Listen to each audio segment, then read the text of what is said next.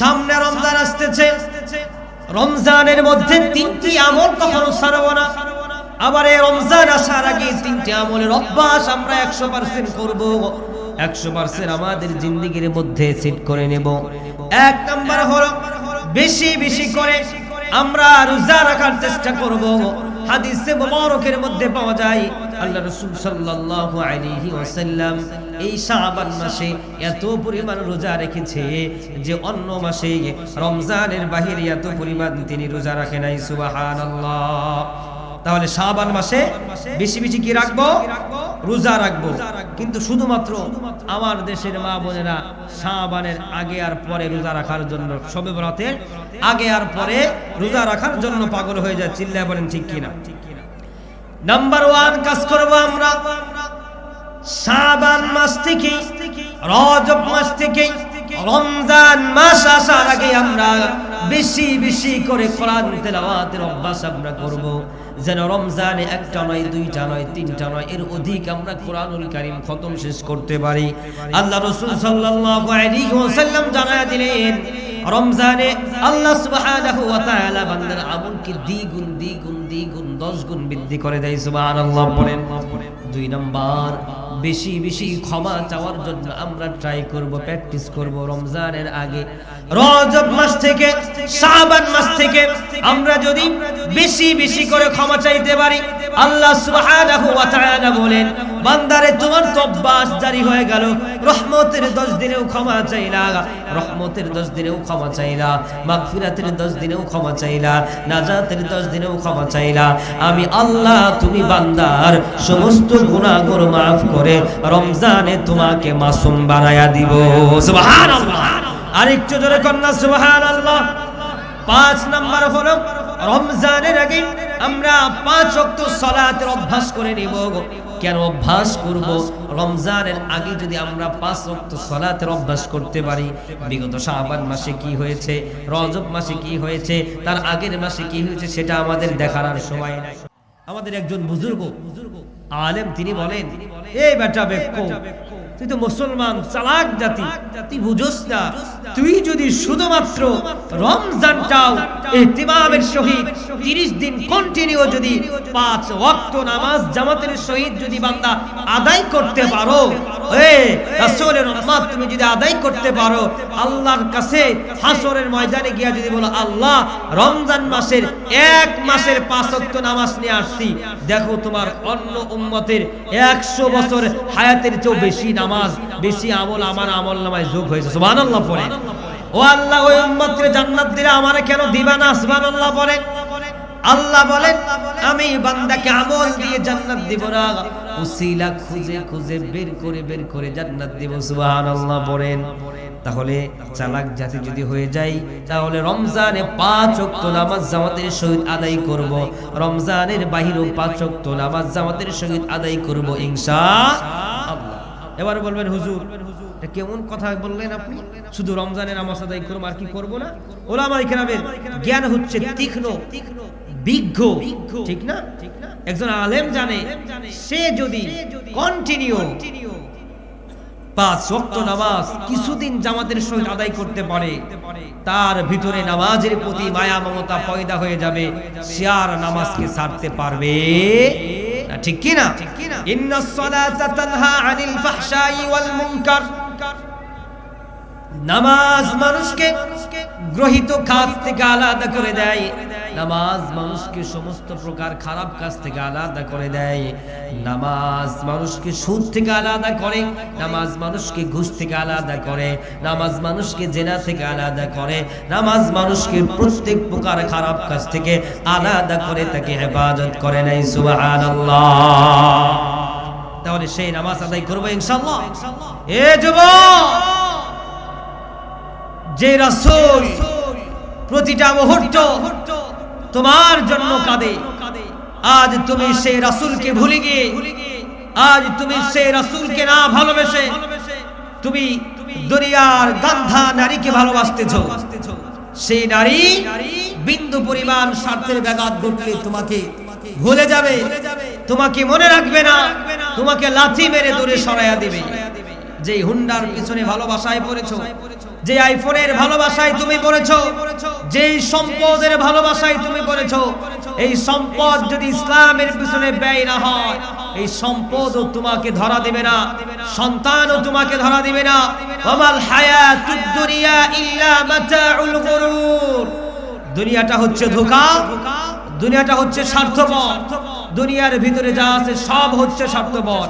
শুধুমাত্র আল্লাহ আল্লাহ রাসূল ছাড়া বাদ বাকি সব আমাকে আর তোমাকে স্বার্থের জন্য ভালোবাসে, একমাত্র নিঃস্বার্থে ভালোবাসে পয়গম্বর আরবি কুল কায়নাতের সরদার দু জাহানের কন্ডার মুহাম্মাদুর রাসূলুল্লাহ সাল্লাল্লাহু আলাইহি ওয়াসাল্লাম। সুবহানাল্লাহ। আজকে তুমি সেই রাসূলকে ভালো না বেশে তুমি নেইমারকে ফলো করছো, তুমি সাকিব আল হাসানকে ফলো করছো, তুমি সালমান খানকে ফলো করছো, যারা মুরব্বী তারা অমুক বাউলকে তমুককে ফলো করছো। কোন ব্যক্তিকে আমরা ফলো করব না, আমরা একমাত্র ফলো করব পয়গম্বর মুহাম্মদুর রাসূলুল্লাহ সাল্লাল্লাহু আলাইহি ওয়াসাল্লামকে। ঠিক কি না? ফলো করব কাকে? মুহাম্মদুর রাসূলুল্লাহ সাল্লাল্লাহু আলাইহি ওয়াসাল্লামকে ফলো করব। যে রাসূল পৃথিবীতে আসার আগে আমার জন্য আপনার জন্য কেঁদেছে, আমার রাসূল পৃথিবীতে আসার পরেও আমার জন্য আপনার জন্য কেঁদেছে। আমার রাসূল রওজাতুম মির রিয়াজিল জান্নাহ মদিনাতুল মুনাওয়ারায় শুয়ে শুয়ে হায়াতুন নবী, জিন্দা নবী, আমার মুক্তির জন্য, আপনাদের নাজাতের জন্য আমার রাসূল এখনো কাঁদে। চিল্লা করেন ঠিক কি না? সোনার মদিনা বহু দূরে, কিন্তু মদিনাওয়ালা আমার অন্তরে, কিন্তু মদিনাওয়ালা আমার অন্তরে, আমার অন্তর জুড়ে মদিনায় আছে রে, মদিনা মদিনা বলে জিকির করি রে, মদিনা মদিনা বলে জিকির করি রে। ঠিক কি না? চিৎকার মেরে কান্না মারহাবা। আমার রাসূল বলেন, উলামায়ে কেরাম জানিয়ে দিলেন, আল্লাহর কসম দিয়ে আপনাদেরকে বলে যাই, যেহেতু ম্যাক্সিমাম আমার শ্রোতাবৃন্দ হচ্ছে বৃদ্ধ, আপনাদেরকে জানায়া দিলাম, বৃদ্ধ বাবাজিরা আপনাদেরকে শোনায়া দিলাম।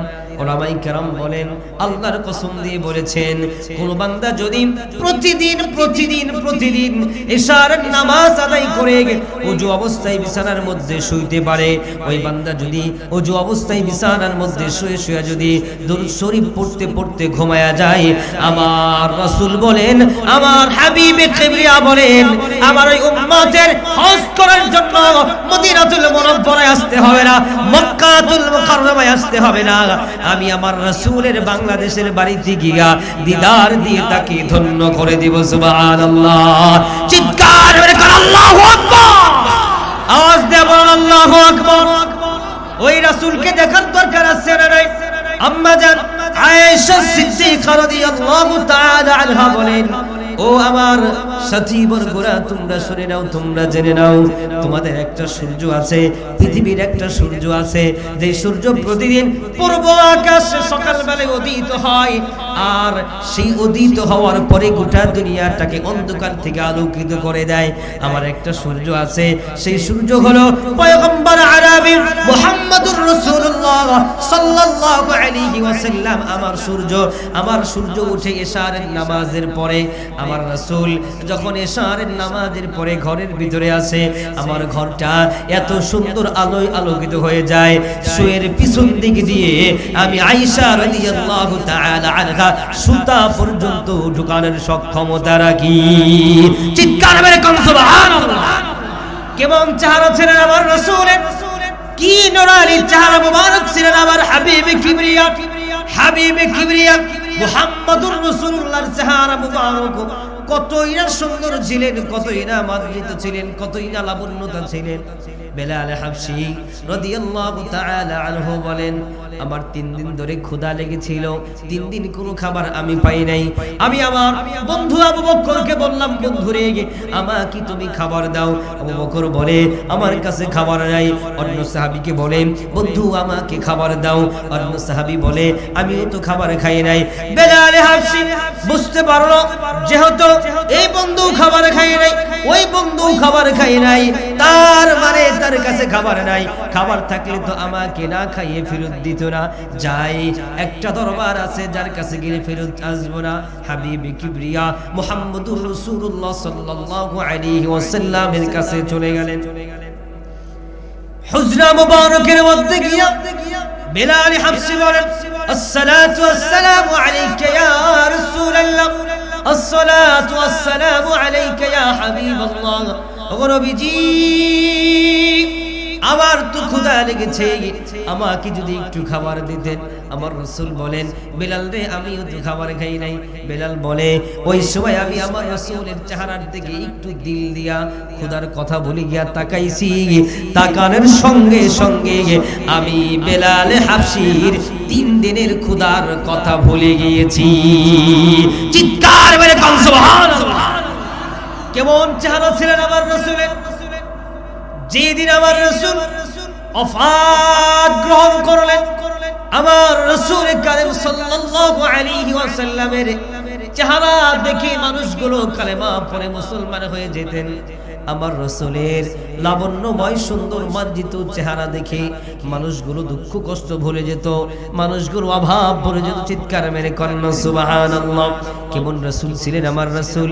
রাসূল কারীম সাল্লাল্লাহু আলাইহি ওয়াসাল্লাম, একটু গভীর মনোযোগ দেন, আমার দিকে একটু তাকান, সবাই একটু আমার দিকে তাকান। অল্প সময়ের মধ্যেই আমি আলোচনা ছেড়ে দেব ইনশাআল্লাহ। আমার রাসূল কারীম সাল্লাল্লাহু আলাইহি ওয়াসাল্লাম যেদিন ওফাত গ্রহণ করবে, আমার রাসূল হুজরা মুবারকের মধ্যে এসে ঠক ঠক ঠক ঠক করে আওয়াজ দিলেন, সালাম দিলেন, আসসালামু আলাইকুম ইয়া আহলিল বাইত। আয়েশা ভিতর থেকে, আম্মা জান আয়েশা রাদিয়াল্লাহু তাআলা আনহা ভিতর থেকে সালাম দিলেন, ওয়া আলাইকুমুস সালাম ওয়া রাহমাতুল্লাহি ওয়া বারাকাতুহু। হাবিবে কিবরিয়া মুহাম্মদুর রাসূলুল্লাহ সাল্লাল্লাহু আলাইহি ওয়াসাল্লাম হুজরা মুবারকের ভিতরে প্রবেশ করে বলে, আয়েশা রে, আমার বড় খারাপ লাগতেছে, আমার মাথাটা ঘোরায়, আমাকে একটু বিশ্রামের ব্যবস্থা করে দাও। আম্মা জান আয়েশা সিদ্দিকা রাদিয়াল্লাহু তাআলা আনহা তারিখের কিতাবের মধ্যে পাওয়া যায়, আমার রাসূলের স্ত্রী আম্মা জান আয়েশা সিদ্দিকা রাদিয়াল্লাহু তাআলা আনহা বালিশটা টান দিয়ে তার মাথা মুবারকের নিচে দেওয়ার জন্য চেষ্টা করলেন। আমার রাসূল বলে, আয়েশা রে, আজকে শেষ মুহূর্তে, অন্তিম সময়ে, বড় গুনার মুহূর্তে আমি বালিশে মাথা রেখে বিশ্রাম করতে চাই না। আমি তোমার স্বামী ইমামুল মুরসালিন খাতামুন নবীন মুহাম্মদুর রাসূলুল্লাহ, তোমার উরুর মধ্যে মাথা মুবারকটা দিয়া আমি রাসূল কারীম সাল্লাল্লাহু আলাইহি ওয়াসাল্লাম একটু বিশ্রাম গ্রহণ করতে চাই। চিৎকার মেরে কন্যা সুবহানাল্লাহ। সম্মানিত উপস্থিতি, গাজোটিয়া বাউলপাড়া জামে মসজিদের উদ্যোগে কলিজার টুকরা ভালোবাসার যুবক ভাইরা ৭ম বার্ষিক ওয়াজ মাহফিলের আয়োজন করেছেন।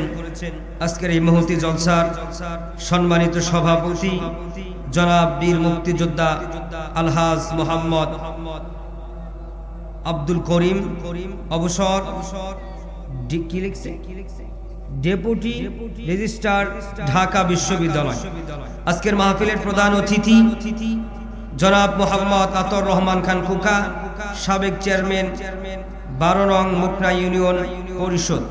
আজকের মাহফিলের সম্মানিত অতিথি জনাব মোহাম্মদ সোহেল রানা, বিশিষ্ট ব্যবসায়ী সমাজসেবক, ধামরাই। কালকে মাহফিল করে আসছি ধামরাই থেকে। যাক, আজকের মাহফিলের প্রধান বক্তা হাকিমুল উম্মাহ মুফতি সাইদ আহমদ রহমাতুল্লাহি আলাইহি, ফেনীর সুযোগ্য খলিফা হযরতুল আল্লাম হযরত মাওলানা মুফতি মাসরুরুল হক সাহেব দামাত বারকাতুহুম মাদ্দাজিলহুল আলী। আজকের মাহফিলের দক্ষ পরিচালক আমার আগে আলোচনা করেছেন শ্রদ্ধাভাজন বড় ভাই হযরতুল আল্লাম হযরত মাওলানা মুফতি হারুনুর রশিদ সাহেব। আজকের মাহফিলের পরিচালক সামগ্রিষ্ট কলিজার টুকরা যুবক ভাইরা, পর্দার আড়ালে অবলা সরলা মা ও বোনেরা, সবাইকে সালাম, আসসালামু আলাইকুম ওয়া রাহমাতুল্লাহি ওয়া বারাকাতুহু। ভাই ইকু আর একটু কমায় দেন, ইকু কমায় দেন, ইকু ওকে। আমি আলোচনা করব না আজকে, কারণ আজকের মাহফিলের যিনি প্রধান আলোচক তিনি আপনাদেরকে কোরআন এবং হাদিস থেকে আমলি নসিহা করবেন। আমরা এর মধ্য থেকে চেষ্টা করব, আল্লাহ যদি আমাদেরকে তৌফিক দান করে, কোরআন এবং হাদিস থেকে কিছু শোনার, কিছু বলার, কিছু শেখা। আল্লাহ সুবহানাহু ওয়া তাআলা যেন আমাদেরকে কবুল করুন। পড়ুন আল্লাহুম্মা আমিন। একটু আওয়াজ দেয়া পড়ুন আল্লাহুম্মা আমিন। আল্লাহর নাম বলতে কষ্ট হয়, একটু আওয়াজ দিয়ে কষ্ট হয়। আমি প্রত্যেকটা মাহফিলেই বলি, আমি কোনো মাহফিলে ওয়াজ করার জন্য বসি না। আপনারা বলবেন হুজুর আপনারে টাকা দিয়ে আনছি, আপনারে ভাড়া করে আনছি। ভাড়া এটা বিষয় না, আমি এইদিকে তাকাই না। আমাকে দাওয়াত করছেন, আমি আসছি। আমার মাকসাদ আমি আল্লাহকে রাজি খুশি করার জন্য আসছি। কে আমার আলোচনায় খুশি হলো, কে আমার আলোচনায় বেজার হলো, এটা আমার ডেজার ম্যাটার না। আমার মূল মাকসাদ আমি ডাইরেক্ট কোরআন থেকে কথা বলবো। কে সুদখোর, কে ঘুষখোর, কে ইয়াবাখোর, কে ট্যাবলেটখোর, কে জিনাখোর, কে পরকীয়ার লিপ্ত, কে ফেন্সিডিলখোর, কে বাবাখোর, সেটা আমার দেখার বিষয় না। কথা এক দার্সে বলে যাব, যার লাগে তার লাগবে, আর যার ভালো লাগবে সে আমল করবে। চিল্লায়া বলেন ঠিক কিনা? একমাত্র আমরা ভয় পাই কাকে? একটু আওয়াজ দিয়ে ভয় পাই কাকে? আল্লাহকে। এই জন্য আল্লাহ রাসূল সাল্লাল্লাহু আলাইহি ওয়াসাল্লাম বলেছেন, যে ব্যক্তি দিল থেকে আল্লাহকে আল্লাহ বলে ডাক দেয়, আল্লাহ সুবহানাহু ওয়া তাআলা ওই ব্যক্তির হাড়ের রোগগুলো দূর করে দেয়। সুবহানাল্লাহ পড়েন। আমাদের হাড়ের রোগ আছে না নাই? আছে, কম বেশি মোটামুটি সকলেরই আছে। তাহলে আল্লাহ নাম বললে লাভ হবে না লস হবে? লাভ হবে। বেশি বেশি আল্লাহ নাম বলা যাবে ইনশাআল্লাহ। সবাই মিলে একসাথে, জওয়ান বুড়ান সবাই মিলে মিশে একসাথে আমরা ডাক দেই, রিজিকের মালিক কে? এই আওয়াজও হবে না, সবাই বলেন না কেন? হায়াতের মালিক কে? দৌলতের মালিক কে? ইজ্জতের মালিক কে? আল্লাহ সুবহানাহু ওয়া তাআলা আমাদের সবাইকে পূর্ণাঙ্গভাবে আল্লাহকে মানার তৌফিক দান করুন। পড়ুন আল্লাহুম্মা আমিন। সামনে হচ্ছে আমাদের শবে বরাত, ঠিক কি না? আছে না নাই? আছে। শবে বরাত মুমিনের জন্য খুশির একটি বার্তাবাহক, ঠিক না? সামনে আসছে রমজান, মুমিনের জন্য হচ্ছে জান্নাতের খোলা দ্বার। মুমিন রমজানের কথা শুনলেই মুমিনের হৃদয়ের ভিতরে উচ্ছ্বাস, আনন্দ, ভালোবাসা পয়দা হয়, ঠিক কি না? সেই রমজানের বার্তাবাহক দিচ্ছে শাবান মাস। আল্লাহ রাসূল সাল্লাল্লাহু আলাইহি ওয়াসাল্লাম রমজান মাস আসার আগে থেকেই সাহাবায়ে কেরামদেরকে নিয়ে দোয়া করতেন। সবাই আমার সাথে রাসূলের শিখানো দোয়া পড়েন। সবাই পড়ুন আল্লাহুম্মা বারিক লানা ফি রজব ওয়া শাবান ওয়া বাল্লিগনা রমাদান। আয় রব্বুল আলামিন, আপনি আমাদেরকে রজব শাবানের বরকত দেন, রমজান পর্যন্ত পৌঁছে দেন। চিৎকার মেরে পড়ুন আল্লাহুম্মা আমিন। রাসূল কারীম সাল্লাল্লাহু আলাইহি ওয়াসাল্লামের ওফাতের পরে কিছু সাহাবায়ে কেরাম, আমরা তো শুধুমাত্র 2 মাস দোয়া করি, আমার রাসূল কারীম সাল্লাল্লাহু আলাইহি ওয়াসাল্লাম 2 মাস দোয়া করতেন। হাবিবি কিবরিয়া মুহাম্মদুর রাসূলুল্লাহ সাল্লাল্লাহু আলাইহি ওয়াসাল্লামের ওফাতের পরে কিছু সাহাবায়ে কেরাম 6 মাস পর্যন্ত দোয়া করতেন, আয় রব্বুল আলামিন, আপনি আমাদেরকে রমজান পর্যন্ত পৌঁছে দিন, রমজানের পূর্ণাঙ্গ বারাকা আমাদেরকে হাসিল করার তৌফিক দান করুন। তাহলে প্যারা হাজিরিন, আপনারা চিন্তা করেন রমজানটা কত গুরুত্ব, রমজানটা কত দামি, রমজানটা কত ফজিলতপূর্ণ একটি মাস। রাসূল কারীম সাল্লাল্লাহু আলাইহি ওয়াসাল্লাম বলেন, 12টি মাসের মধ্যে সবচেয়ে শ্রেষ্ঠ মাস হলো রমজানুল মুবারক। সুবহানাল্লাহ বলেন। এই বাচ্চারা, বাবা প্লিজ একটা কথা বলবেন। এই পাশে কি মহিলা প্যান্ডেল নাকি? মা বোনরা কথা বললেন না, একটু শব্দ আসে বাচ্চাদের। অল্প সময় আমি আলোচনায় ঢুকে গিয়েছি। তাহলে রমজানের আগে আসছে রজব মাস, রজব মাস বিদায় নিয়ে চলে গিয়েছে, এটা হচ্ছে শাবান মাস। শাবান লাইলাতুন নিসফি মিন শাবান। রাসূল কারীম সাল্লাল্লাহু আলাইহি ওয়াসাল্লাম বলেন, শাবানের মধ্য রজনীতে আল্লাহ সুবহানাহু ওয়া তাআলা প্রথম আসমানে চলে এসে আল্লাহ বলে, আলা বিল মুস্তাগফিরিন ফাগফির লা, কে আছো গুনাহ করেছো কে আছো গুনাহ করতে করতে আসমান আর জমিনের খালি জায়গাগুলো ভরপুর করে ফেলেছো তোমার গুনাহের দিকে তুমি নিজে তাকাইলে চোখটা ফিরিয়ে নাও বান্দা তুমি আমার রহমত থেকে নিরাশ হয় না লা তাকুনাতু মির রাহমাতিল্লাহ লা তাকুনাতু মির রাহমাতিল্লাহ বান্দা আমার রহমত থেকে তুমি নিরাশ হয়ে যেও না তোমার গুনাহ বহু থাকতে পারে কিন্তু আমি আল্লাহর রহমতের চাদরের সামনে তোমার গুনাহ বিন্দু পরিমাণও না সুবহানাল্লাহ এই রাতে আল্লাহ সুবহানাহু ওয়া তাআলা কোটি কোটি মানুষকে ক্ষমা করে দেয় কোটি কোটি মানুষকে এই রাতে রব্বুল আলামিন maaf করে দেয় শুধুমাত্র 5 শ্রেণীর ব্যক্তিকে আল্লাহ সুবহানাহু ওয়া তাআলা maaf করেন না নাউজুবিল্লাহ পড়েন এর মধ্যে নাম্বার 1 হচ্ছে যে ব্যক্তি শিরক করে ইন্নাশ শিরকা লাযুলমুন আযীম যে ব্যক্তি আল্লাহ সুবহানাহু ওয়া তাআলার সাথে শিরকের মধ্যে লিপ্ত হয়ে গেল ওই ব্যক্তিকে আল্লাহ কোনদিন ক্ষমা করবে না আল্লাহ কোনদিন maaf করবে না আল্লাহ সুবহানাহু ওয়া তাআলার পয়গম্বর জানায় দিলেন দুই শ্রেণীর গুনাহ রব্বুল আলামিন কখনো ক্ষমা করে না কখনো maaf করে না এক শ্রেণীর গুনাহ হলো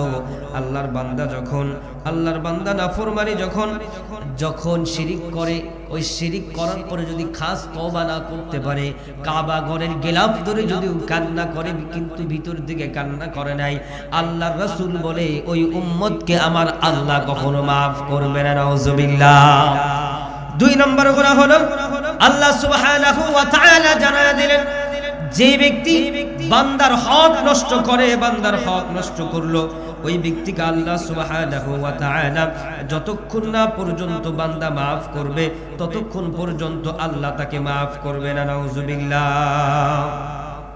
তাহলে দেখেন চিন্তা করে এই গুনাহগুলো আমাদের মধ্যে আছে না নাই শিরক অনেক প্রকার ডাক্তারের কাছে গেলাম ডাক্তার বলে দিল তোমার আর বাঁচার কোনো পথ নাই তুমি মৃত্যু সজ্জায় এবার ডাক্তার একজন এসে বলে আমার কাছে কিছু মেডিসিন আছে এটা দিলে তুমি হয়তো বা বাঁচতে পারো এবার রোগী বলে কত টাকা লাগবে বলে ডাক্তার বলে 5 লক্ষ টাকা লাগবে রোগী বলে ঠিক আছে 5 লক্ষই দিব সুস্থ হওয়ার আগ পর্যন্ত অপারেশন থিয়েটারে যাওয়ার আগ পর্যন্ত এইভাবে বলে আল্লাহ তুমি আমার সুস্থতার মালিক তুমি অসুস্থতার মালিক আল্লাহ তুমি আমাকে maaf করে দাও আল্লাহ তুমি আমাকে সুস্থ করে দাও এমন মুসলমান আছে না নাই শুধু মুসলমানই বলে না হিন্দুরাও বলে ভগবান তুমি সুস্থতার মালিক তুমি আমারে maaf করে দাও আছে না নাই সম্মানিত সুধী আল্লাহ সুবহানাহু ওয়া তাআলার বান্দা অসুস্থ হওয়ার পরে অপারেশন থিয়েটারে যাওয়ার সময়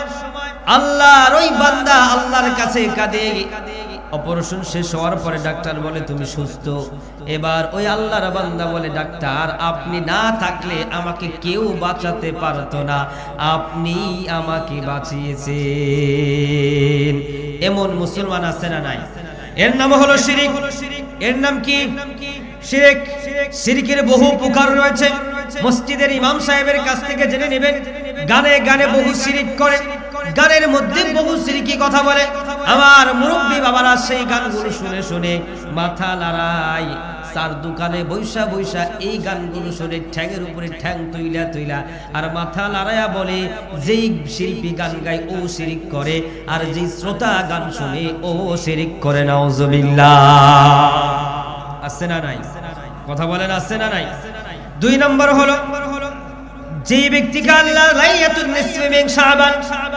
শাবানের মধ্য রজনী তো maaf করবে না ওই ব্যক্তি হলো যে নিরপরাধ ব্যক্তিকে হত্যা করলো অনেক আছে এই যে ইলেকশন চলে এসেছে তার বিপক্ষে চলে গেলে ঠাস করে তাকে মেরে দিবে বা মেরে ফেলেছে এমন প্রমাণ 26 সালে আছে মুসলমান আওয়াজ দিয়ে বলেন আছে না নাই আপনার পক্ষে গেলে আপনার কাছে ভালো আপনার বিপক্ষে গেলে আমি আপনার কাছে খারাপ আপনি ভোট চাইলে আপনাকে দিলে আমি ভালো ভোট না দিলে আমি আপনার পক্ষে না আমি আপনার কাছে খারাপ আপনি আমারে ঠাস করে পিস্তল দিয়ে মেরে ফেললেন যেই জায়গায় পাইলেন সেই জায়গায় আমাকে অপমান অপদস্থ করলেন মারলেন আল্লাহর রাসূল বলেন যদি সংসদের ভিতরে কোরআন দেয় কোরআনের আইনে যদি সংসদ চলে কোরআনের আইনে যদি পার্লামেন্ট চলে কোরআনের আইনে যদি আল্লাহর জমিন চলে তাহলে হত্যার বদলে হত্যা হবে মায়ের বদলে মায়ের হবে, যদি হত্যার বদলে হত্যা হয় পার্লামেন্ট থেকে, কোন মায়ের পুত নাই কোন ব্যক্তিকে বিনা অপরাধে হত্যা করবে। চিল্লায়া পড়েন ঠিক কিনা? এই আইন আমরা চাই কি চাই না? মুসলমান আওয়াজ দেয়া বলেন চাই কি চাই না? তাহলে আল্লাহ তাআলা বললেন, আল্লাহর রাসূল জানিয়ে দিলেন, নিরপরাধীকে যদি কোনো ব্যক্তি হত্যা করে, ওই ব্যক্তি শবে বরাতের রাতে যদি কান্না করে, আল্লাহ ওই ব্যক্তিকে ক্ষমা করবে না, ওই ব্যক্তিকে মাফ করবে না। 3 নম্বর হলো মুশাহিন, যেই ব্যক্তির হৃদয়ের ভিতরে হিংসা, যেই ব্যক্তির হৃদয়ের ভিতরে অহংকার, যেই ব্যক্তি বড় ভাইয়ের ভালো সহ্য করতে পারে না, যেই ব্যক্তি ছোট ভাইয়ের ভালো সহ্য করতে পারে না, যেই ব্যক্তি পাশের বাড়ির লোকের সুখ সহ্য করতে পারে না, যেই ব্যক্তি বন্ধুর সুখ সহ্য করতে পারে না, যেই ব্যক্তি আপন আপনজনের সুখ সহ্য করতে পারে না, বোঝা গেল তার দিলের ভিতরে হিংসা আছে, অহংকার আছে। ঠিক কিনা?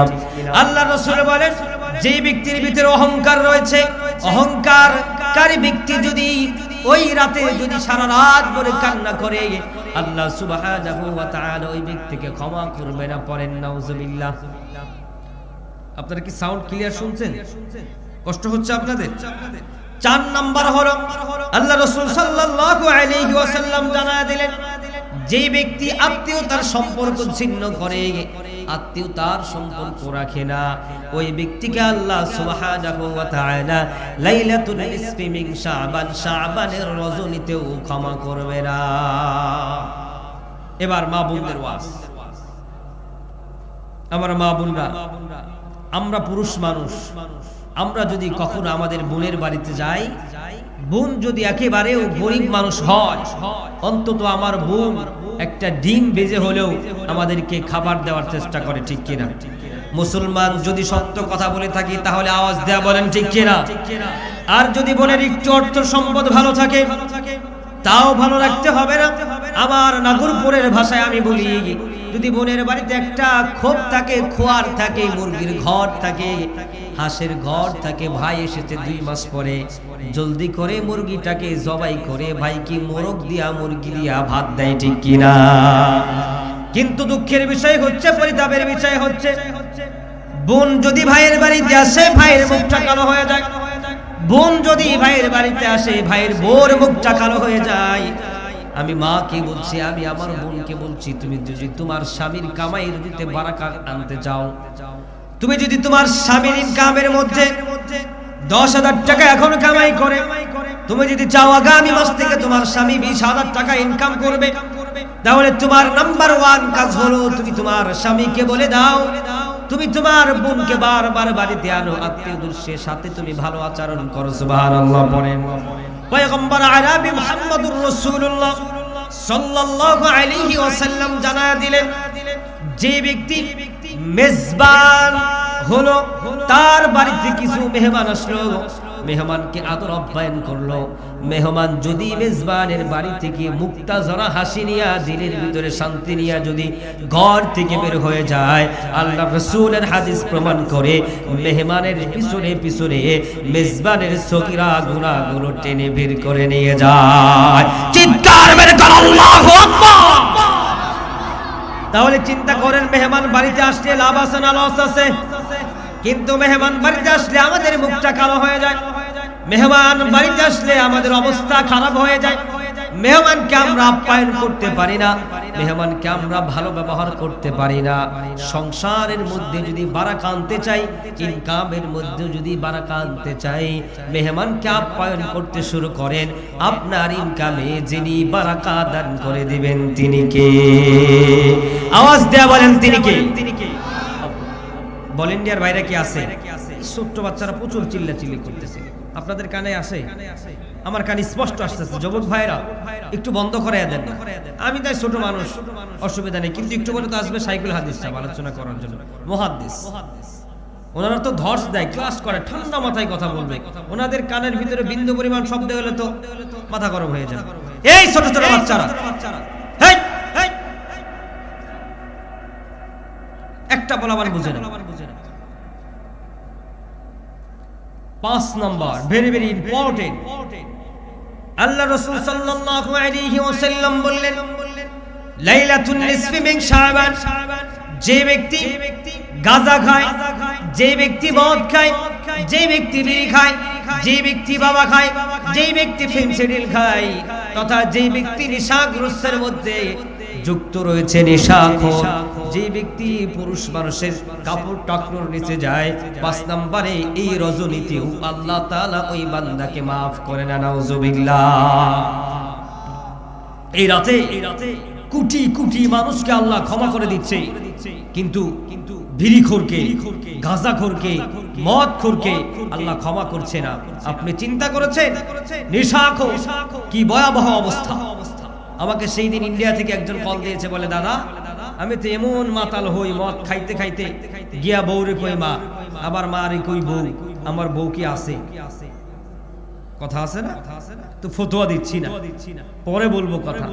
তো হঠাৎ করে একদিন বলতে, দাদা আমি আমার বউর ঘরে না গিয়ে আর 1টার সময় আমি ঢুকছি গোয়াল ঘরের ভিতরে। গোয়াল ঘর চিনেন? ওখানে কি রাখা হয়? জোরে জোরে কি রাখা হয়? আর আমরা তো গ্রামের মানুষ, এটা বলতে পারি না জোরে। ওখানে কি রাখা হয়? কিসের ঘর?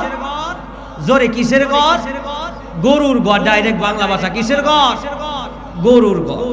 ভিতরে ঢুকছে, আস্তে আস্তে ভিতরে ঢুইকা এবার গরুর লেঞ্জাটা ধরছে, ধরে কয়, শোনা রে, প্রতিদিন দেখি বেনি বাঁধো 2 পাশে 2টা, আর চুলের মাথা বাইরে থেকে একটু, আজকে একটা বেনি বাঁধলা, আবার চুল এত বড় কই রাখে গো। কাহিনী বুঝেন না আমার কথা? কিসের ধরছে? ওটা কি বউ? বরচুল। কত বড় মাতাল হলে, বেতাল হলে সেই ব্যক্তি কাজ করতে পারে। আল্লাহ সুবহানাহু ওয়া তাআলা বলেন, আমি ওই নেশাখোরকে maaf করি না, আমি বিড়িখোরকে maaf করি না। বিড়ি যদি আপনি একবার খান সেটা মাকরুহ, কিন্তু উলামায়ে কেরাম বলেন কন্টিনিউ আপনি বিড়ি খাচ্ছেন, সেটা আপনার নেশা হয়ে যাচ্ছে, সেটা আপনার জন্য হারাম, সেটা আপনার জন্য নিষিদ্ধ। ঠিক কি না? এমন ব্যক্তি আছে, আমাকে সেই দিন ধানমন্ডি থেকে একজন ফোন দিয়েছে, হুজুর আপনি যে বিড়ির ওয়াজ করেন, এই বিড়ির ওয়াজ করেন যে আপনি তো আমার বিরুদ্ধে বলেন, হুজুর বিড়ি না খাইলে তো আমার হাগাই হয় না। আমি কথাটা বাংলা ভাষায় বললাম আপনাদেরকে বোঝানোর জন্য। আমার এই নাগরপুরে এমন ব্যক্তি আছে না নাই? জোরে বলেন আছে না নাই?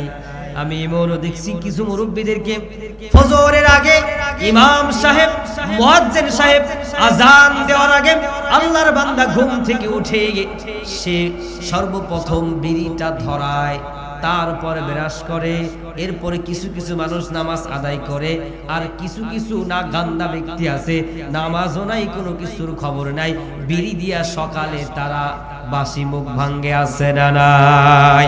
এটা হচ্ছে ওর জন্য নেশা, এটা তোমার জন্য হারাম, এটা তোমার জন্য হারাম। কিসের বিড়ি টানছো? তুমি বলবা হুজুর উলামায়ে কেরাম বলছে মাকরু, তুমি একবার ভুলে খাও সেটা মাকরু। কন্টিনিউ বিড়ি না খাইলে তোমার হাগা হয় না, বিড়ি না খাইলে তোমার মাথা ঠিক থাকে না, বিড়ি না পাইলে ভোরে মারো, বিড়ি না পাইলে দোকানদারের কাছে থেকে বাকি আনো, যে টাকা পরে দিবা আগে বিড়ি দে, বিড়ি দে, আছে না নাই? হ্যাঁ, মদের সে তোমাকে বেশি এফেক্ট করছে তোমার ব্রেনের ভিতরে। কি ভাবছেন? ইমাম আযম আবু হানিফা রাহমাতুল্লাহি আলাইহি কালেমার দাওয়াত দিচ্ছে, সবাইকে দাওয়াত দেয়। হঠাৎ করে তার খাদেম তিনি বলছেন, তার খাদেম বলছেন, হুজুর আপনি যে এত দ্বীনি দাওয়াত দিচ্ছেন, কিন্তু এই পাগলকে তো আপনি ইসলামের দাওয়াত দেন না, এই পাগলকে কেন ইসলামের দাওয়াত দেন না? তখন ইমাম আযম আবু হানিফা রাহমাতুল্লাহি আলাইহি বলেন, আসলেই তো পাগলকে দাওয়াত দেওয়া দরকার, ঠিক কি না? লম্বা কথা, পাগলকে দাওয়াত দিলেন। পাগল হুজুরের দাওয়াত পেয়ে টুপি লাগালেন, দাড়ি রাখলেন, জুব্বা লাগালেন, আল্লাহর বান্দা প্রস্তুতি গ্রহণ করলেন, নামাজ, রোজা, হজ, যাকাত সবকিছু পড়তে শুরু করলেন। কিন্তু আল্লাহর এই বান্দা নামাজ পড়ার পর বাজারের চিপায় এক দোকানের ভিতরে বসে বিড়ি ধরায়। কি ধরায়? কথা বলেন, বিড়ি। কি টান? সুখ টান। আমার আগের একটা ড্রাইভার ছিল, ও বিড়ি খায় আমার আড়ালে আড়ালে। আমি বলছি পান খা বেটা, তোরে টাকা দিবনি, কিন্তু বিড়ির টাকা আমারে চাইস না। হুজুর বিড়িতে যে কি পিনিক এটাকে আপনি বুঝবেন, আপনি খাইলে সে বুঝবেন। এই পিনিকটা হুজুর আপনি বুঝবেন যদি খান। তার মানে বিড়ি খোর আমারে বিড়ি খাওয়া শিখায়। দেখছেন? কথা শুনছেন? সৎসঙ্গে স্বর্গবাস, অসৎসঙ্গে সর্বনাশ। এটা টাঙ্গাইলের একটা ডায়লগ, ঠিক না? ইমাম আযম আবু হানিফা রাহমাতুল্লাহি আলাইহি তাকে ডাক দিলেন, কিরে বেটা তুই নাকি বলে আলাদা আলাদা বিড়ি টানস? কয় হুজুর সব ছাড়তে রাজি আছি, সব ছেড়ে দিয়েছি, নামাজ ধরলাম, রোজা ধরলাম, সব কিছু করতেছি, হুজুর আপনার পায়ে হাত দেয়া বলি সব ছাড়তে বলছেন, ছাড়ছি, বিড়িটা আমারে ছাড়তে দিয়ে। এখন ইমাম আযম আবু হানিফা রাহমাতুল্লাহি আলাইহি জামানার মুজাদ্দিদ, জামানার কুতুব, তিনি বলেন যা বিড়ি যেহেতু খাবি, বিড়ি খাইলে তো কঠিন অবস্থা, লম্বা কথা। এখানে এক পর্যায়ে বলে হুজুর বিড়ি ছাড়তে রাজি আছি, আমার একটা শর্ত আছে। এবার খাদেম বলে কি শর্ত রে? এবার পাগলা বলে শর্ত হলো হুজুর আপনি যদি আমাকে জান্নাতের ভিতরে বিড়ি দেন তাহলে আমি আপনার শর্তে রাজি হলাম, আমি দুনিয়াতে বিড়ি খাওয়া বাদ দিই। সুবহানাল্লাহ। ইমাম আযম যার নাম হলো ইমাম আযম আবু হানিফা রাহমাতুল্লাহি আলাইহি। এবার কেউ কেউ প্রশ্ন করবেন হুজুর তখন কি বিড়ি ছিল? বিড়ি না থাকলে তো ইতিহাস কিতাবের মধ্যে আসে না। ইমাম আযম আবু হানিফা রাহমাতুল্লাহি আলাইহি তিনি তখন বলে যা বেটা তোকে জান্নাতের মধ্যে বিড়ি দিব, কিন্তু আমার দুইটা প্রশ্ন আছে। এক নম্বর প্রশ্ন হলো জান্নাতের শান্তি না কষ্ট? আল্লাহর বান্দা বলে জান্নাতের ভিতরে শুধু সুখ, জান্নাতের ভিতরে শুধু শান্তি, জান্নাতের ভিতরে শুধু আরাম, এর বাইরে আর কিছু নাই, কিছু নাই, শুধু আরাম আর আরাম, আরাম আর আরাম, সুখ আর সুখ, শান্তি আর শান্তি। বেটারে বল দুই নাম্বার হলো জাহান্নাম, জাহান্নামের ভিতরে শান্তি না কষ্ট? আল্লাহর বান্দা বলে হুজুর জাহান্নামের ভিতরে শুধু আযাব আর আযাব। বলে জাহান্নাম কি দিয়ে বানিয়েছে? আল্লাহর বান্দা বলে জাহান্নাম আগুন দিয়ে বানিয়েছে। জাহান্নামের ভিতরে শুধু আগুন আর আগুন, আগুন আর আগুন, আগুন আর আগুন। আল্লাহর বান্দা ইমাম আযম আবু হানিফা রাহমাতুল্লাহি আলাইহি বলে জান্নাতের ভিতরে কি আগুন আছে না নাই? এবার আল্লাহর বান্দা বলে হুজুর শুধুমাত্র আপনার ওয়াজি আমি শুনি নাই, শুধুমাত্র আপনার কাছ থেকে কোরআন শুনি নাই, শুধুমাত্র আপনার কাছ থেকে হাদিস শুনি নাই, আর অনেক হুজুরের কাছ থেকে কোরআন শুনলাম, হাদিস শুনলাম, কারো মুখে কারো জবানে শুনলাম না জান্নাতের ভিতরে আগুন আছে। তথা বুঝলাম জান্নাতের ভিতরে আগুন নাই। এবার ইমাম আযম আবু হানিফা রাহমাতুল্লাহি আলাইহি বলেন যদি জান্নাতের ভিতরে আগুন না থাকে বিড়ি ধরাবি যে আগুন পাবি কোথায়? হুজুর আগুন দিবেন আপনি? বলে জান্নাতের ভিতরে তো আল্লাহ আগুন দিবে না, এটা অপশনই নাই, ঠিক কি না? এটার অপশনই নাই, জান্নাতে কোনো আগুন চলবে না।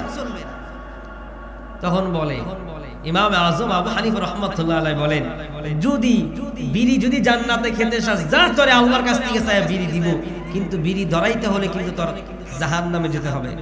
এবার পাগলা বলে হুজুর মা চাই দোয়া চাই, আগে পাগল ছিলাম বুঝি নাই জান্নাতের ভিতরে কি আছে জানি নাই, এবার বুঝেছি জান্নাতের ভিতরে কত শান্তি, জান্নাতের ভিতরে কত আরাম, জান্নাতে কত নাজ নিয়ামত রয়েছে।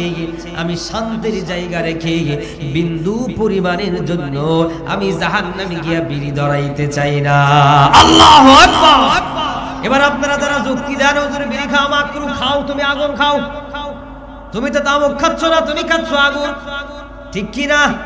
কথা কয় না, খালি যুক্তি। আপনাদের এদিকে তো তামাক বেশি, কবির হুজুর তামাকের বিরুদ্ধে ওয়াজ করে গেল, তামাক বেচলে যে লাভ যে টাকা পায়, হুজুর তামাকের বিরুদ্ধে কথা কয়, এই হুজুরে আর দাওয়াত দিলেন না, দিলেন কিছু আসে যায় না। আল্লাহ তাআলা তাহলে তার রাসূলের মাধ্যমে জানায়া দিলেন শবে বরাতের রাতে কয় শ্রেণীর ব্যক্তিকে ক্ষমা করবে না? একটু আওয়াজ দেন না, কয় শ্রেণীর ব্যক্তিকে ক্ষমা করবে না? 5 শ্রেণীর ব্যক্তিকে ক্ষমা করবে না। শবে বরাতের রাত্রিতে যদি কোন আল্লাহর বান্দা ওই রাত্রি ওই দিনে যদি ভালো খাবার খেতে পারে, আল্লাহ সুবহানাহু ওয়া তাআলা তাকে ভালো আগামী শবে বরাত পর্যন্ত ভালো খাবারের ব্যবস্থা করে দেবে। সুবহানাল্লাহ পড়ে। তাই বলে আবার হালুয়া রুটির জন্য একেবারে মারামারি লাগাবো, হ্যাঁ? হালুয়া রুটি কয় না কেন? হালুয়া রুটি হয় না কেন রে? রাত সারা রাত আপনি ইবাদত করলেন, কিন্তু দিনে আপনি ফরজ নামাজ একত্র পড়লেন না, চলবে? কথা বলেন। ফরজ নামাজ আদায় করতে হবে, তারপরে আমাদের রাতের ইবাদত করতে হবে, তবেই সে আমরা আল্লাহ তাআলার কাছ থেকে মাফ পাবো। চিল্লায় পড়েন ঠিক কিনা? সামনে রমজান আসতেছে, রমজানের মধ্যে 3টি আমল কখনো ছাড়বো না। আবার এই রমজান আসার আগে তিনটি আমলের অভ্যাস আমরা 100% করব, 100% আমাদের জিন্দেগির মধ্যে সেট করে নেব। এক নাম্বার হলো বেশি বেশি করে আমরা রোজা রাখার চেষ্টা করব। হাদিসে মুবারকের মধ্যে পাওয়া যায় আল্লাহ রাসূল সাল্লাল্লাহু আলাইহি ওয়াসাল্লাম এই শাবান মাসে এত পরিমাণ রোজা রেখেছে যে অন্য মাসে রমজানের বাহিরে এত পরিমাণ তিনি রোজা রাখেন নাই। সুবহানাল্লাহ। তাহলে শাবান মাসে বেশি বেশি কি রাখবো? রোজা রাখবো। কিন্তু শুধুমাত্র আমার দেশের মা বোনেরা শাবানের আগে আর পরে রোজা রাখার জন্য, শবে বরাতের আগে আর পরে রোজা রাখার জন্য পাগল হয়ে যায়। চিল্লায় বলেন ঠিক কিনা?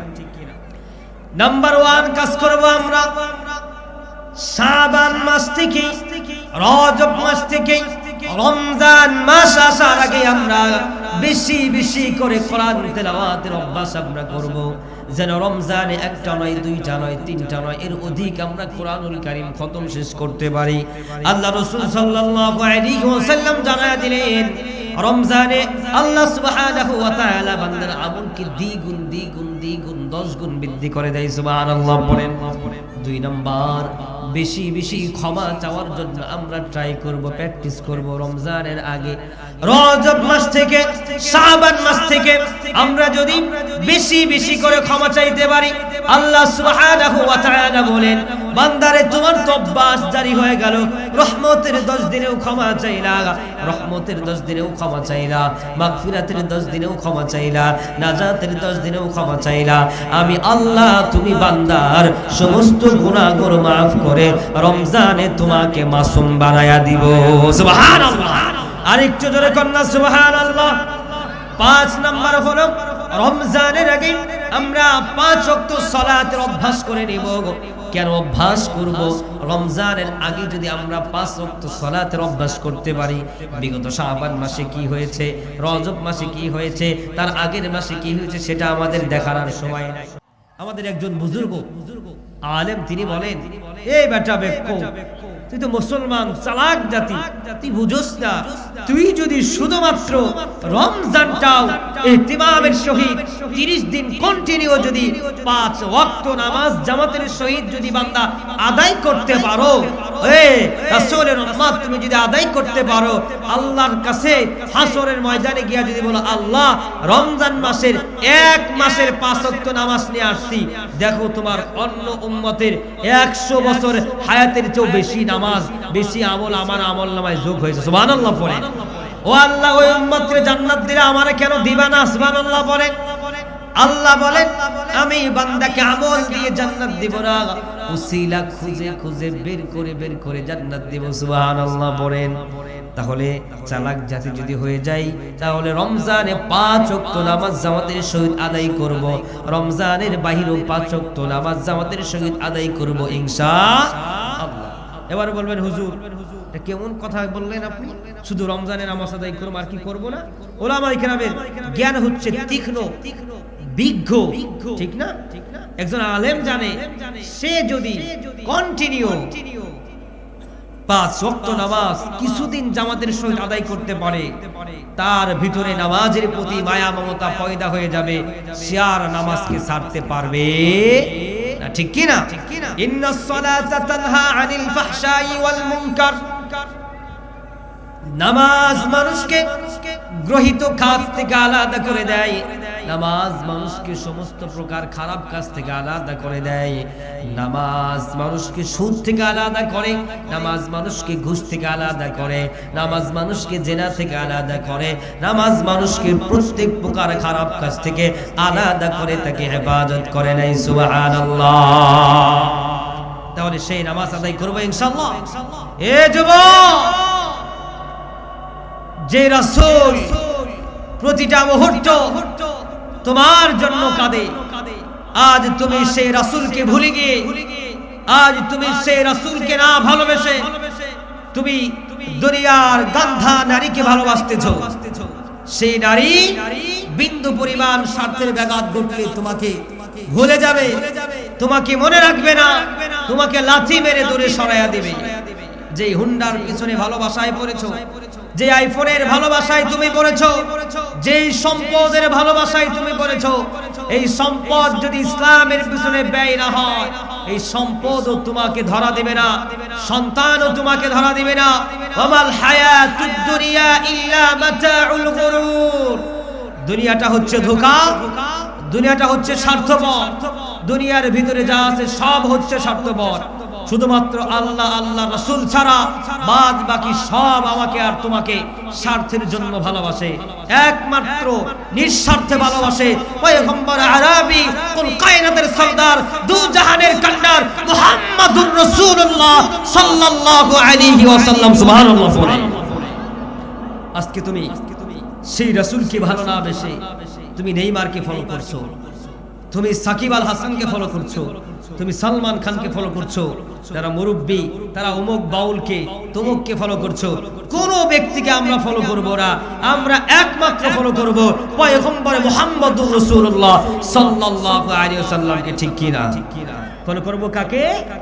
মুহাম্মদুর রাসূলুল্লাহ সাল্লাল্লাহু আলাইহি ওয়াসাল্লামকে ফলো করব। যে রাসূল পৃথিবীতে আসার আগে আমার জন্য আপনার জন্য কেঁদেছে, আমার রাসূল পৃথিবীতে আসার পরেও আমার জন্য আপনার জন্য কেঁদেছে। আমার রাসূল রওজাতুম মিন রিয়াজিল জান্নাহ মদিনাতুল মুনাওয়ারায় শুয়ে শুয়ে হায়াতুন নবী, জিন্দা নবী, আমার মুক্তির জন্য, আপনাদের নাজাতের জন্য আমার রাসূল এখনো কাঁদে। চিল্লা করেন ঠিক কি না?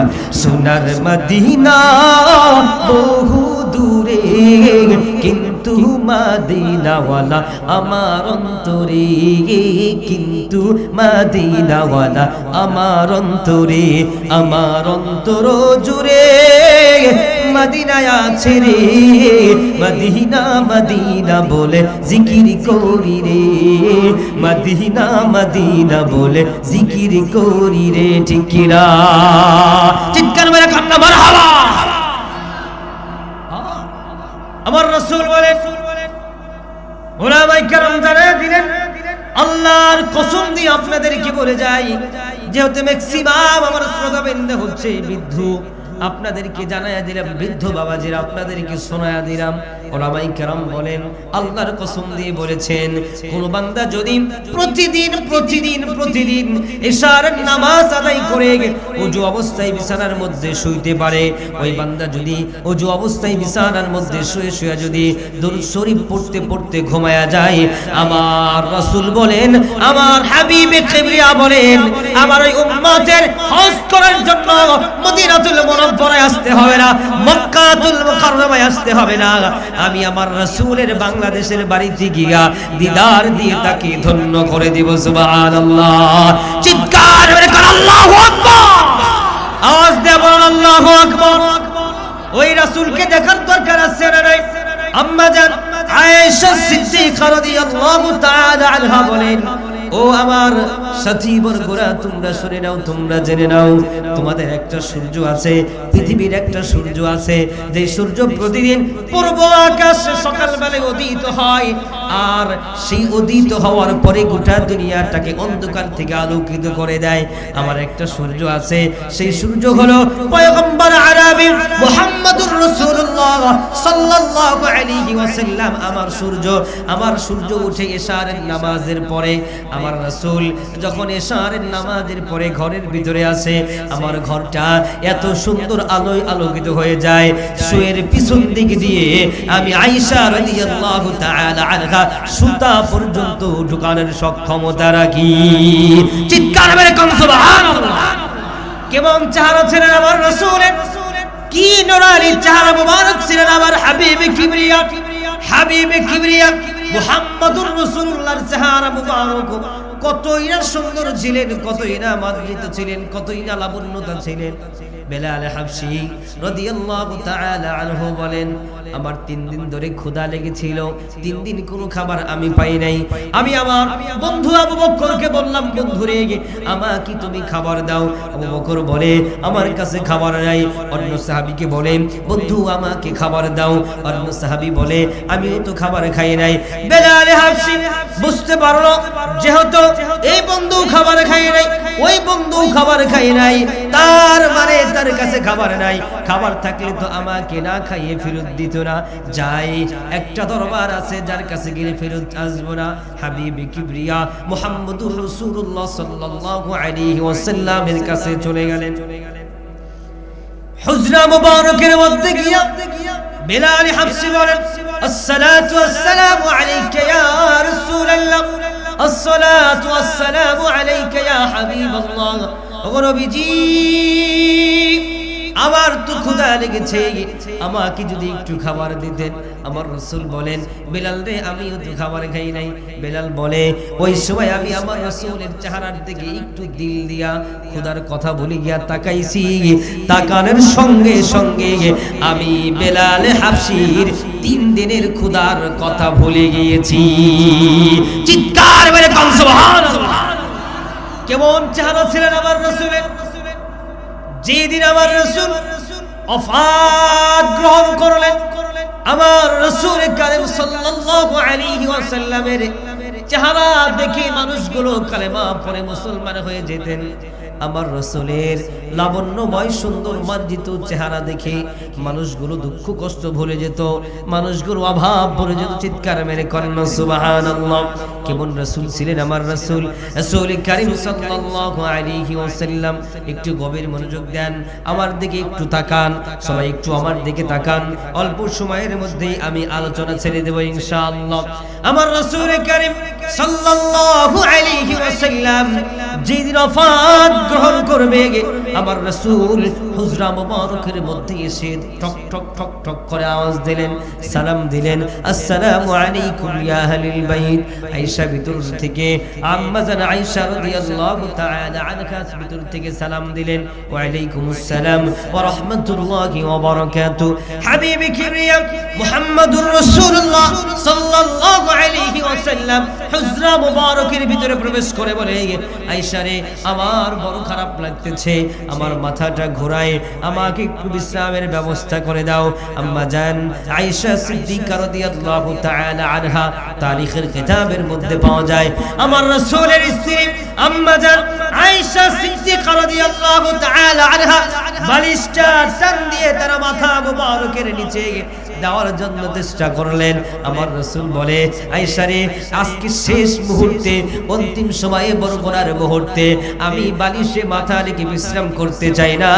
আমি তোমার স্বামী ইমামুল মুরসালিন খাতামুন নবীন মুহাম্মদুর রাসূলুল্লাহ, তোমার উরুর মধ্যে মাথা মুবারকটা দিয়া আমি রাসূল কারীম সাল্লাল্লাহু আলাইহি ওয়াসাল্লাম একটু বিশ্রাম গ্রহণ করতে চাই।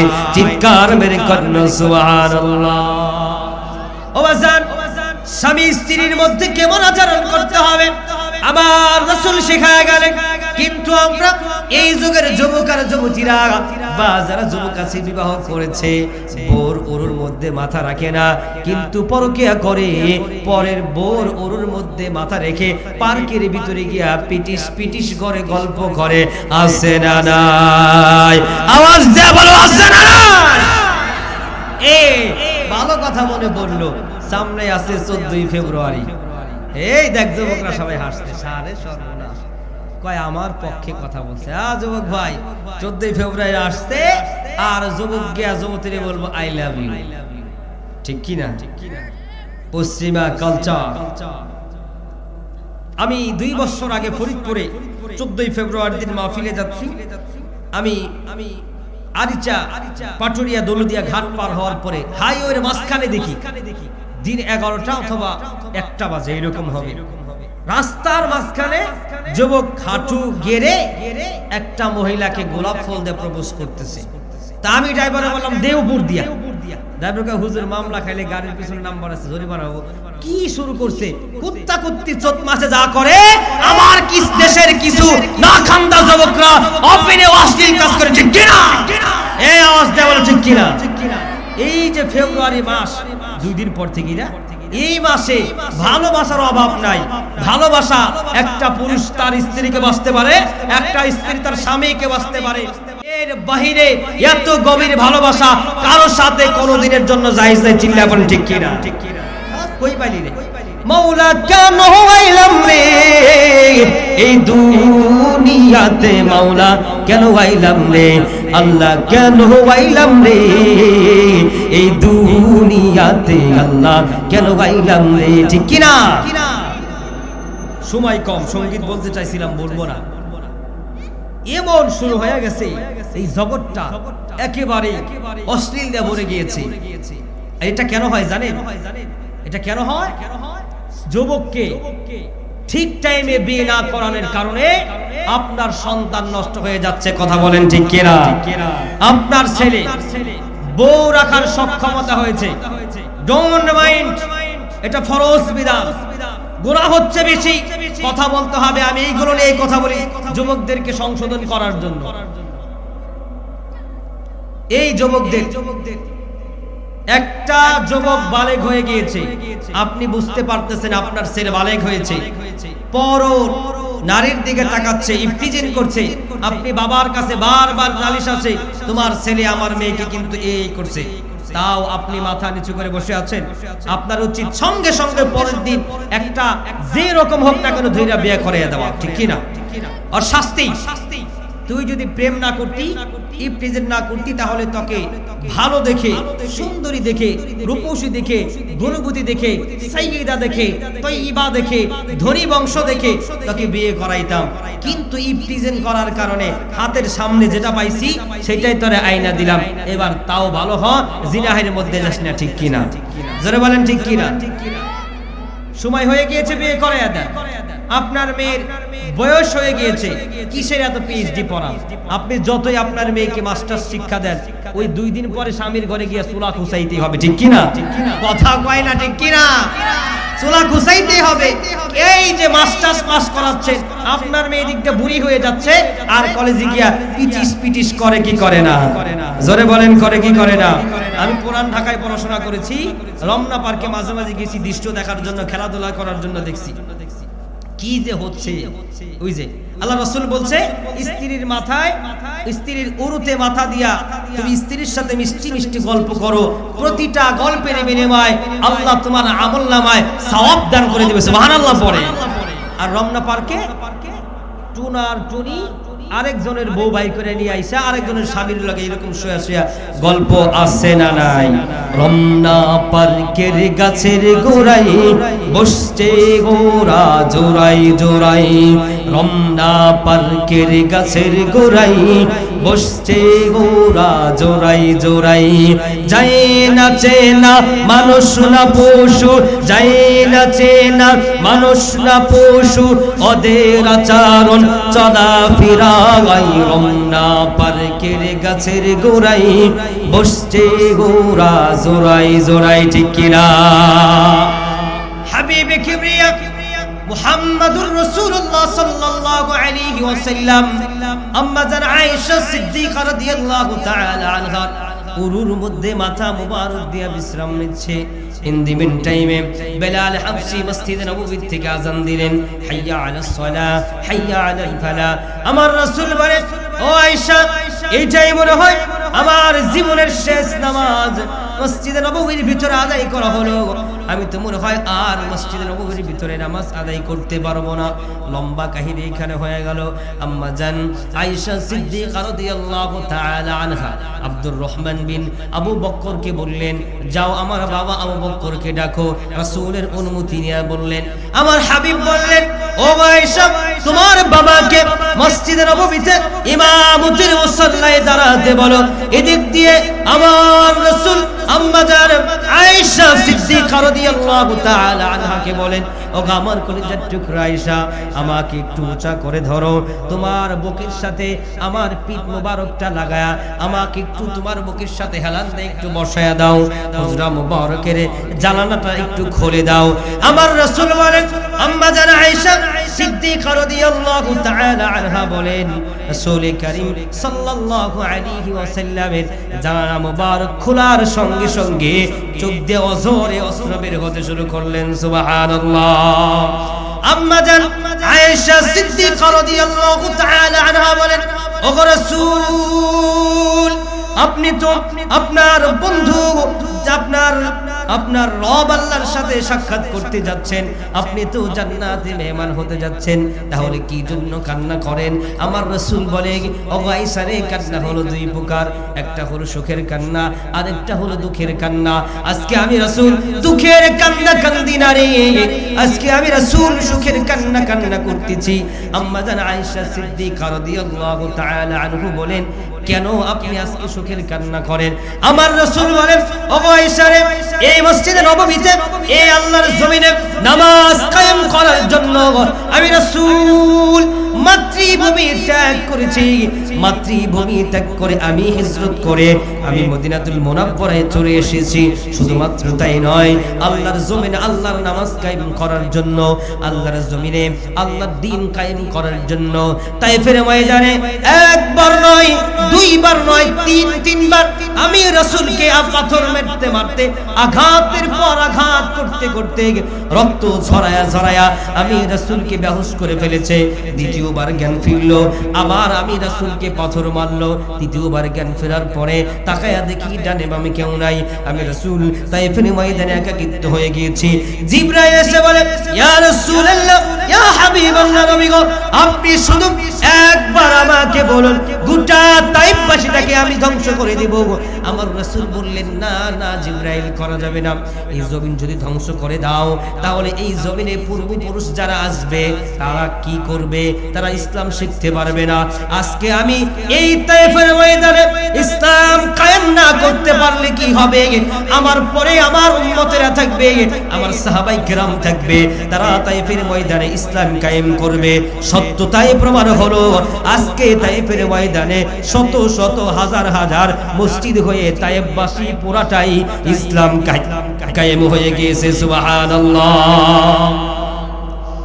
রাসূল কারীম সাল্লাল্লাহু আলাইহি ওয়াসাল্লাম আম্মা জান আয়েশা সিদ্দিকা রাদিয়াল্লাহু তাআলা আনহাকে এই বর্ণনা শোনালেন। তখন বলে, আয়েশা রে, আমি যখন তায়েফের ময়দান থেকে যখন একটু রওনা করলাম, একটা বর্ণনায় দৌড়ায় গিয়েছে, আরেকটা বর্ণনায় হেঁটে হেঁটে গিয়েছে।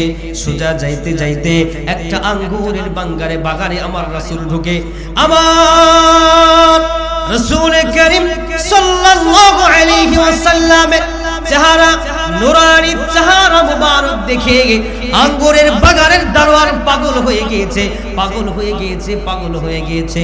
দৌড়ে এসে বলে, ইয়া আইয়ুহাস শাবাব মান আনতা, হে যুবক, তুমি কে? তুমি কোথায় থেকে এসেছো? যুবক রে, তোমার চেহারা এত সুন্দর, তোমার চেহারার মধ্যে এত লাবণ্যতা, এত মায়ার চেহারা আমি আমার জিন্দেগিতে কোনোদিন দেখি নাই, আমি আমার জিন্দেগিতে কোনোদিন দেখি নাই। আমার মন বলে, তোমার মতো সুন্দর চেহারার আকৃতির মানুষ আর পৃথিবীতে একটাও নাই। কে বা কারা তোমাকে এইভাবে আঘাত করলো? তোমার এই সুন্দর চেহারা দেখার পরেও কি তার মনের ভিতরে বিন্দু পরিমাণ অনুশোচনা হলো না? তার মনের ভিতরে কি বিন্দু পরিমাণ মায়া লাগলো না? কে তোমাকে এইভাবে মানলো? তোমার চেহারার মধ্যে পাথরের আঘাত, তোমার হাতের মধ্যে পাথরের আঘাত, তোমার সিনা মুবারকের মধ্যে পাথরের আঘাত। আমার রাসূলের হাদিস বলেন, যেই রাসূলের গায়ে কোনদিন মশা বসে নাই, যেই রাসূল কারীম সাল্লাল্লাহু আলাইহি ওয়াসাল্লামের গায়ের ভিতরে কোনদিন মাছি পর্যন্ত বসে নাই, কে তোমাকে এত মারলো? কি জন্য তোমাকে এত মারলো? আমার রাসূল বলে, ও যুবক, আমি কি, আমার পরিচয় কি, এটা আমি দিব না। আগে বলো তোমার নাম আদ্দাস কিনা, তোমার বাড়ি নিনওয়া শহরে কিনা? আল্লাহর বান্দা বলে, যুবক রে, আমার নাম আদ্দাস, এটা তোমাকে কে বললো? আমার বাড়ি নিনওয়া শহরে, এটা তোমাকে কে বললো? আমার রাসূল বলে, আমার ভাই ইউনূস পয়গম্বরের বাড়ি নিনওয়া শহরে। ভাই তো ভাইয়ের খবর রাখবে, ভাই তো ভাইয়ের খবর জানবে। তখন যুবক বলে, ও আল্লাহর বান্দা, তুমি কি কুরাইশ বংশের ব্যক্তি কিনা? তোমার বাড়ি কি কুরাইশ বংশে কিনা? সুবহানাল্লাহ বলেন, জোরে কন্না সুবহানাল্লাহ। আল্লাহর বান্দা আদ্দাস বলে, ইয়া রাসূলুল্লাহ, ইয়া হাবিবাল্লাহ, নবী গো, আমি তো আপনার জন্য এক যুগের যুগেরও বেশি হয়েছে আমি আমার নিজ শহর ছেড়ে দিয়ে আপনার মক্কা নগরীতে ইহুদির বাড়ির দারোয়ান হয়েছি। কেন হয়েছে জানেন কি? কেন হয়েছে জানেননি?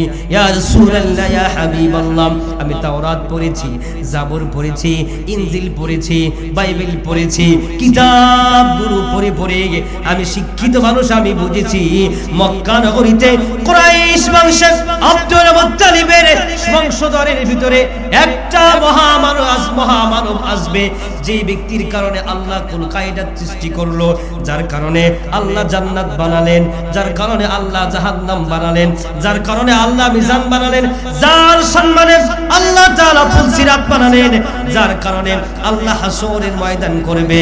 ওই ব্যক্তি নাকি, ওই মহামানব নাকি ইমামুল মুরসালিন এই নগরীতে আসবে। আর আমি ওই কিতাবের মধ্যে পেয়েছি তাকে যারা অনুসরণ করবে তারা সরাসরি জান্নাতি। চিৎকার মেরে কন্যা সুবহানাল্লাহ। ইয়া রাসূলুল্লাহ, ইয়া হাবিবাল্লাহ, নবী গো, আপনি কি সেই কুরাইশ বংশের আবুল কাসিম কিনা? আপনি কি সেই আহমদ কিনা? আমার রাসূল বলে, বিশ্বাস যদি না হয় তাহলে আমার মোহরে নবুয়তটা দেখো। পিছন থেকে কাপড়টা সরাইয়া দিয়েছে।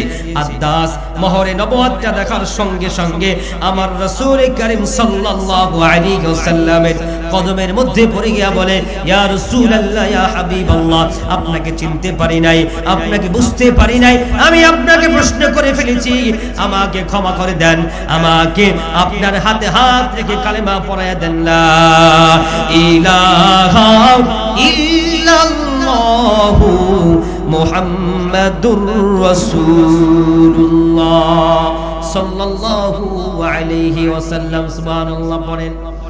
কালেমা গ্রহণ করে নিলেন। এর ফাঁকে আদাস আমার রাসূলকে আঙ্গুর ছিঁড়ে ছিঁড়ে চিপড়ায়া চিপড়ায়া জুস বানায়া দিলেন। সুবহানাল্লাহ পড়েন। জোরে কন্যা সুবহানাল্লাহ। আপনাদেরকে পানি খাওয়া শেখায়া যায়, আপনাদেরকে জুস পান করা শেখায়া যায়। সুবহানাল্লাহ পড়েন। আমার রাসূলের হাতে যখন আদাস পানির জুসের গ্লাসটা যখন হাতে দিলেন, রাসূল যখন ডান হাত দিয়ে জুসের গ্লাসটা ধরেছেন, আবার রাসূল যখন বিসমিল্লাহ পড়ে 3 শ্বাসে যখন আমার রাসূল পানি পান করেছেন, আদাস তখনই বুঝতে পেরেছে এ তো সাধারণ কোনো ব্যক্তি নয়, আর এমন করে পানি পান করতে এই জমিনের মধ্যে কাউকে দেখি নাই। সুবহানাল্লাহ। আমরা কেমন পানি পান করি? এক চুমুকে যতটুকু খাইতে পারি, ঠিক কিনা? পানি পান করার সময় বিসমিল্লাহ তো বলি না, আবার বোতলে পান করি, আছে না নাই? মুখটা লাগায়া 3 শ্বাসে পানি পান করেন, আপনার দেহ থেকে রোগ মুক্ত করে দেবেন তিনি কে? There is no contradiction between the Holy Book, Quran and science. বিজ্ঞান আর কোরআনের সাথে কোনো দ্বন্দ্ব নাই, কোনো পার্থক্য নাই। এটা মিলাবেন, এখনকার বিজ্ঞানের কথা। তো বিজ্ঞান আমাদেরকে তথ্য দিলেন, আমার রাসূল বললেন তোমরা 3 শ্বাসে পানি পান করবা, এটা তোমার দেহের জন্য ভালো, এটা সুন্নাহ। সুবহানাল্লাহ পড়ে। কয় শ্বাসে পানি পান করব? 3 শ্বাসে। আরেকটা ভেরি ইম্পর্টেন্ট কথা বলি, স্বামী আর স্ত্রী যেই গ্লাসে পানি পান করবে, স্ত্রী যেই জায়গায় ঠোঁট লাগায় পানি পান করবে, স্বামী যদি ওই জায়গায় ঠোঁট লাগায় পানি পান করে, স্বামী স্ত্রীর ভালোবাসা বেড়ে যায়। সুবহানাল্লাহ পড়ে। নারায়ে তাকবীর। প্রধান মেহমানের আগমন। নারায়ে তাকবীর। আমি আর কথা সামনের দিকে বাড়াবো না। বিজ্ঞান বলছে যখন কেউ পানি পান করে, 1 শ্বাসে পানি পান করে, তখন তার নাক থেকে একটা বাতাস বের হয়, কি হয় না? কথা বলেন, হয় কি হয় না? এটা হচ্ছে কার্বন ডাই অক্সাইড। এটা কি বলে? এটা দূষিত বাতাস। একটা হচ্ছে অক্সিজেন, এটা ভালো বাতাস, আর কার্বন ডাই অক্সাইড যেটা আমার দেহ থেকে বের হয়, এটা হচ্ছে দূষিত বাতাস। যখন গ্লাসের ভিতরে দূষিত বাতাসটা যখন প্রবেশ করে, প্রবাহমান হয়, ওই পানিটা যখন আপনি আবার গিলেন, আপনার দেহের ভিতরে আবার রোগ জীবাণু পয়দা হয়। নাউজুবিল্লাহ পড়ে। কি পয়দা হয়? রোগ জীবাণু পয়দা হয়।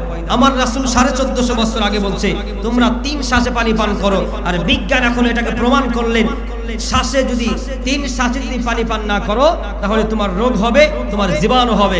আল্লাহ সুবহানাহু ওয়া তাআলা যতটুকু কথা বললাম কোরআন এবং হাদিস থেকে কিছু আমলের কথা বলেছি, আল্লাহ তাআলা উভয়কে আমল করার তৌফিক দান করুন, পড়ুন আল্লাহুম্মা আমিন। ওয়াফাকানাল্লাহু জামিআন আন না'মালা বিমা সামি'না। ওয়াসসালামু আলাইকুম ওয়া রাহমাতুল্লাহি ওয়া বারাকাতুহু।